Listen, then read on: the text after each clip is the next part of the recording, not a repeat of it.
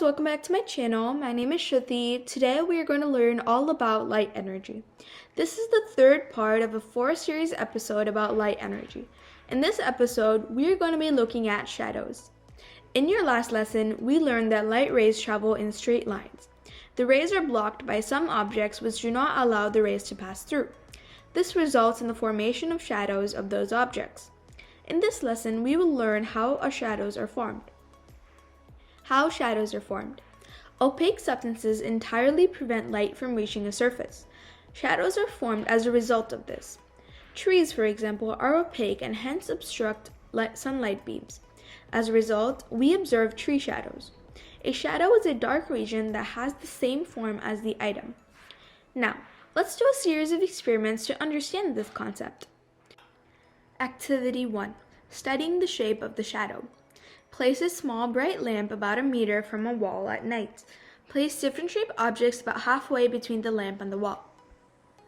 Can you tell whether the shadow depends on the shape of different objects?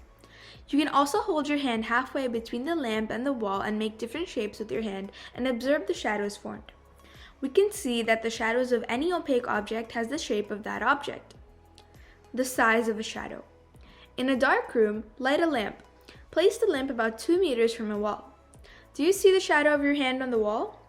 Move your hand closer to the wall and look carefully at the shadow. Do you see the shadow of your hand on the wall?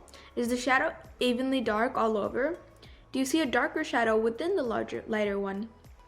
In your activity, you will have seen that the shadow is not evenly dark all over. You will have seen two shadows, one smaller but darker, surrounded by a bigger but lighter shadow. A double shadow? How is that possible? You've seen how a point source of light or a small source of light casts shadows that are uniformly black all across. You've also noticed that shadows cast by brighter lights have two parts, a light darker shadow within a larger darker shadow. We will now investigate how this occurs. Take a look at the diagram. It demonstrates that the shadow is caused by a modest amount of light. Light rays SAP and SBQ radiate from a single point S. Light rays between SA and SB do not reach the screen. So we see one shadow PQ on the screen, and it is evenly dark all around. Because no light rays reach the inner area, the shadow in that area seems darker. Rays between XAC and YBD are entirely blocked. Some light rays reach the outer shadow region, but not all of them. Therefore, that area is partially dark. Let's look at the technical terms for this. Umbra and penumbra. You've probably seen that when light emanates from a small source, it casts a single black shadow. There is no light rays that reach that part of the darkness. As a result, it's completely dark. Umbra is a specific word for a black shadow. It is a region where all light beams are blocked. The shadow appears to be equally black in all directions. You also learn that when the light source is big, we get two shadows. The first is a little darker shadow within a larger, lighter shadow. The penumbra is the outside shadow.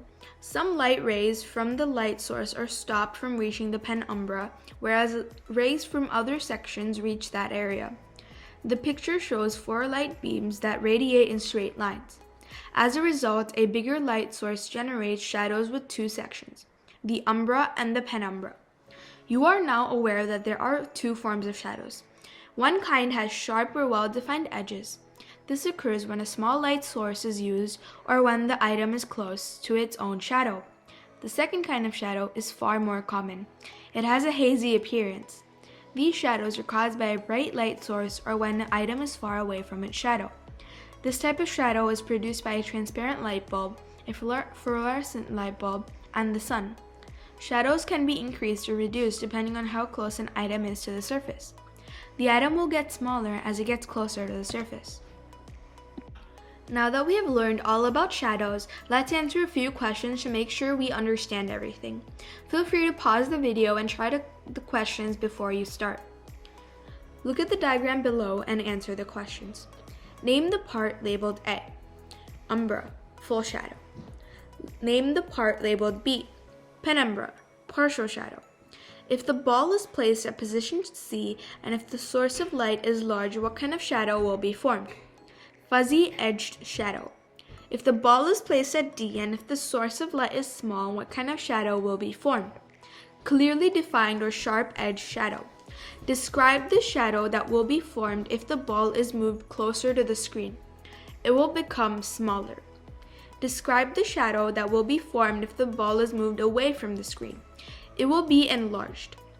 Here is a summary of what we saw today. Thank you guys so much for watching. Hope you guys learned something about the shadows.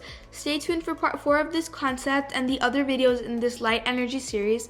Don't forget to like and subscribe to get notified for more videos. Always question, always wonder.